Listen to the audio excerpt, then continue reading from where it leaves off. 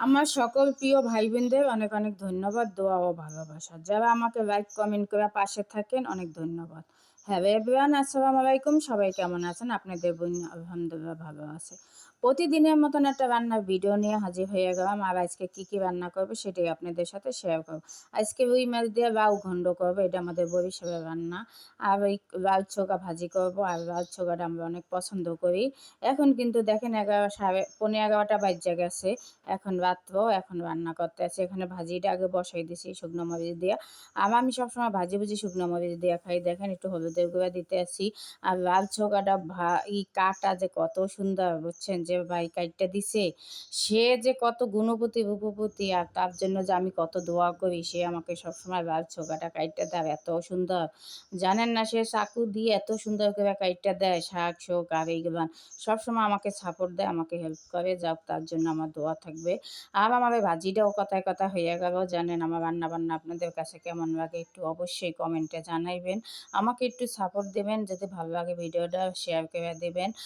আপনাদের একটা শেয়ারের জন্য আমি অপেক্ষা থাকি, একটা লাইক কমেন্টের জন্য। জানেন না আপুরা ভাইয়ারা, আমার না খাবি ভুল হয়েছে, এই যাবৎ আমি যত ভিডিও ছাড়ছি খাবি বলে বলে গেছে। যাই হোক, সবাই যদি একটু সাপোর্ট দেন তার আগাই যাব। এখন এই বন্ধ করেও দিতে পারি না, অনেক কষ্ট হয়। এখানে আমি লাউটা গন্ডটা বসাই দিতে আছি। আর আমি লাউ গন্ড কীভাবে রান্না করি, আমার ঘরে কাঁচামরিচ ছিল না। আর কাঁচামরিচ আনতে মনে থাকে না, আমি কাঁচামরিচ বেশি খাই না দেখে। যাই হোক, আমি এখন লাউটা বসাই দিলাম গন্ডটা। আর মশলাটাও কষানো হয়ে গেছে দেখে আমি লাউটা দিয়ে। আর এই যে লাউ কাটছে, সে মনে করেন লাউতে আলু পছন্দ করে বেশি। আমি লাউতে আলু পছন্দ করি না। সে দিছে, যাই হোক, এখন কি করবো, সে পছন্দ করে, তার পছন্দেই সবসময় খাইতে হয়। আমার পছন্দে আমি তো বেশি খাই। যাই হোক, আর এই দেখেন মাছটা ভাইজা দিছি, রুই মাছটা। আর এই আমি এই লাউ ঘন্টটা আমার এক ফুপুর কাছে দিয়ে শিখছি। আমার বোনের ফুপা শাশুড়ি, উনি একদিন লাউ ঘন্ট খাওয়াইছে ওই রুই মাছের মাথা ল্যাঞ্জা দিয়া। এত পরিমাণে মজা ছিল।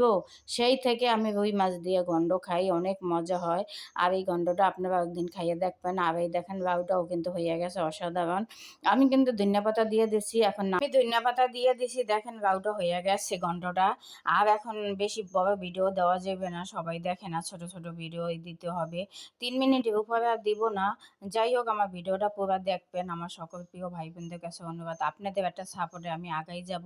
আমি অনেক ভুল করছি, সেই ভুলটা আমি শুধরাই নিতে চাই।